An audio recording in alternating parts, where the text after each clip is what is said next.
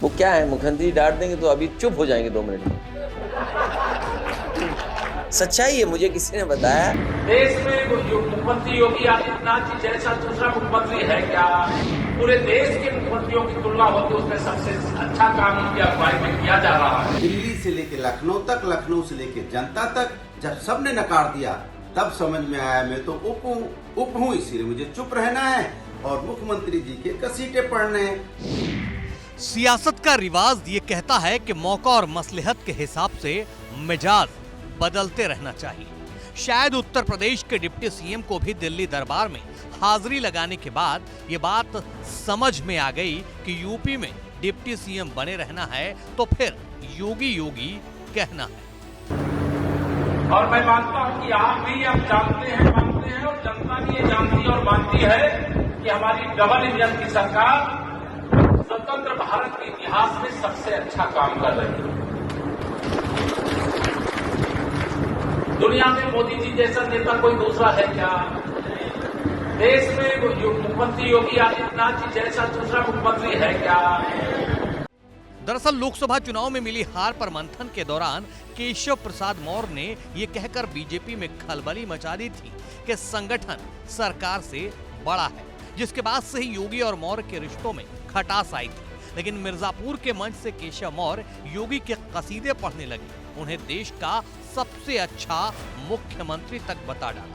तो जब देश का नेता हमारा दुनिया का सबसे शक्तिशाली प्रभावशाली और प्रदेश के हमारे मुख्यमंत्री जब पूरे देश के मुख्यमंत्रियों की तुलना होती है, उसमें सबसे अच्छा काम उनकी अगुवाई में किया जा रहा है, तो पीछे होना चाहिए कि आगे होना चाहिए? ऐसे में अखिलेश यादव को केशव मौर्य को घेरने का मौका मिल गया। वैसे भी अखिलेश यादव और केशव मौर्य में पिछले कई दिनों से सियासी बयानबाजी का दौर जारी है। तो जब केशव मौर्य ने सीएम योगी की तारीफ की तो अखिलेश यादव ने मौका लपक लिया और सोशल साइट एक्स पर अपने ऑफिशियल एक्स हैंडल से लिखा, कोई डबल हार के उपहार के बाद भी डबल इंजन का प्रशंसा प्रमाण पत्र बांट रहे हैं। अगर माननीय सही काम कर रहे होते तो 2 उप मुख्यमंत्री की क्या जरूरत पड़ती? इसका मतलब या तो वो सही काम नहीं कर रहे हैं या फिर बाकी 2 बेकाम हैं, नाकाम हैं और उनका काम दरबारी चारण की तरह करना बस स्तुति गान है। अगर उप सच में उपयोगी होते हैं तो दिल्ली के मंडल में भी होने चाहिए थे, परंतु है नहीं। इसका जवाब देंगे उप या रहेंगे चुप। इससे पहले रविवार को प्रेस कॉन्फ्रेंस के दौरान भी अखिलेश यादव ने केशव मौर्य को लेकर चुभ जाने वाला तंज किया था। पत्रकारों ने जब डिप्टी सीएम केशव मौर्य को लेकर सवाल किया तो सुनिए अखिलेश यादव ने क्या जवाब दिया था।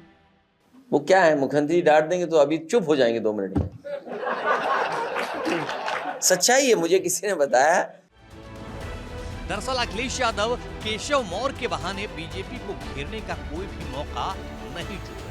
वजह साफ है, यूपी में 10 सीटों पर विधानसभा उपचुनाव होने वाले हैं। ऐसे में अगर बीजेपी में अंदरूनी कलह चलती रही तो समाजवादी पार्टी के लिए इससे मुफीद मौका क्या हो सकता है। इसलिए न सिर्फ अखिलेश यादव बल्कि पूरी समाजवादी पार्टी योगी मौर्य की सियासी लड़ाई की चिंगारी जलाए रखना चाहती है।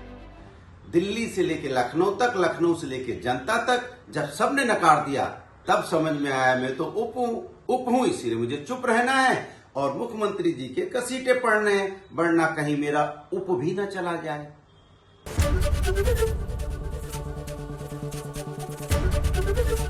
एबीपी गंगा, खबर आपकी, जुबान आपकी।